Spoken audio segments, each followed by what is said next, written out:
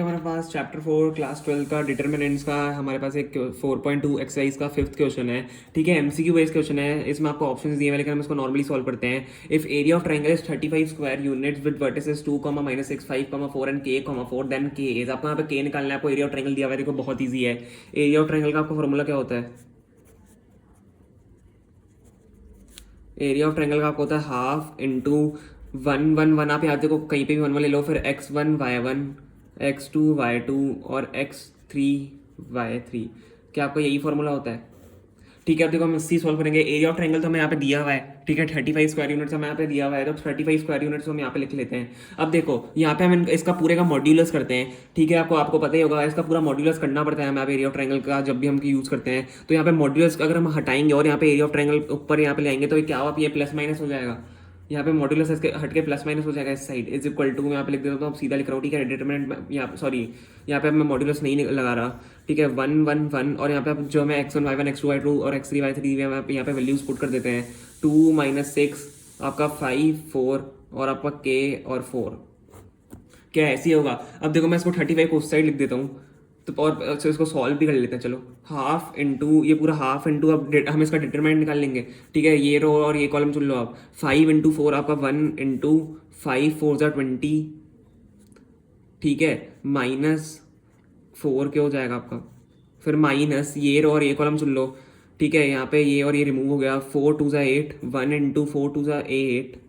ठीक है, माइनस आपका हो जाएगा ये के और -6 के, मतलब प्लस के यहाँ पे हो जाएगा +6 के, प्लस 1 इंटू आपका क्या हो रहा है, ये और ये कॉलम हट जाएगा। 2 4 8। ठीक है, यहाँ और -6 5 आपका 30 होता है, तो +30 हो जाएगा। Is equal to +-35। ठीक है, आधे यहाँ तक आ गया आपको समझ में? अब देखो हाफ इंटू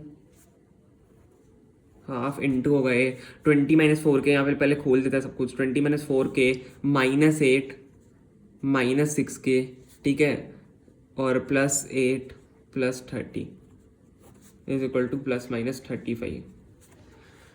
तो देखो अब यहाँ पे हाफ हम यहाँ से कर लेते हैं, वहाँ पे इसको पूरे को सॉल्व थोड़ा सा कर लेते हैं। देखो 20 -8 आपका 12 हो जाएगा, +8 आपका वापस 20 हो जाएगा। ठीक है, तो +8 -8 तो सॉरी कैंसिल ही हो गया यहाँ पे।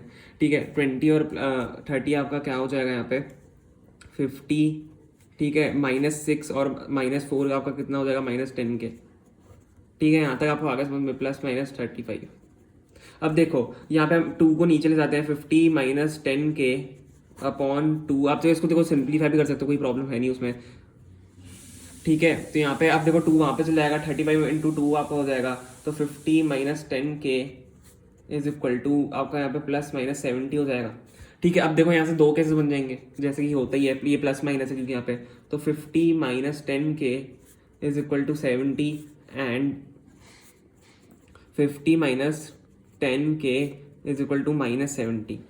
ठीक है, आपके यहाँ पे दो केसेस बन गए हैं ये। अब देखो इन दोनों को बस सॉल्व करना है, ऐसे के की दो वैल्यूज निकल जाएंगे, आपको दिख ही रहा होगा जैसे। तो देखो 50 को हम वहाँ पे ले जाते हैं, -10 के इज इक्वल टू आपका 70 -50 हो जाएगा। यहाँ पे 70 -50 आपका 20 होता है। ठीक है, के इज इक्वल टू आपका -2 यहाँ पे निकल के आ जाता है एक तो। ठीक है, एंड सेकंड में यहाँ पे हम करते हैं, से 50 को आप वहाँ पे ले जाओ तो -70 के इज इक्वल टू, आप 50 को वहाँ पे ले जाओगे तो -70 -50 आपका क्या हो जाएगा -120। ठीक है, यहाँ पे -120 और k is equal to -120 upon -70 आपका हो जाएगा। यहाँ से 0 से 0 यहाँ पे कैंसिल हो जाएगा। -12/7 आ रहा है ये। तो एक सेकंड, यहाँ पे शायद कुछ गलत हुआ है। ओके ओके ओके, ये 10 है। ठीक है, 70 नहीं है, ये 10 है, ये 10 है। ठीक है, यहाँ पे 10 हो जाएगा। तो देखो 0 से 0 कैंसिल हो गया, तो आपका यहाँ पे -12 आ रहा है। k इज इक्वल टू आपका यहाँ पे 12 निकल के आ रहा है। तो देखो एक तो एक आपका k 12 आ रहा है, आपका k -2 आ रहा है, तो k इज इक्वल टू यहाँ पे आपका 12, -2 हो जाएगा। और देखो ये आपको MCQ आप अपनी बुक की एक्सरसाइज देख सकते हो, आपको यहाँ पे ये दिया हुआ है ऑप्शन 12 और -2 का, तो आपका यही आंसर है, ऑप्शन डी इसका आंसर है। ठीक है, ऑप्शन डी में आप लिख देता हूँ, ऑप्शन डी इसका आंसर है।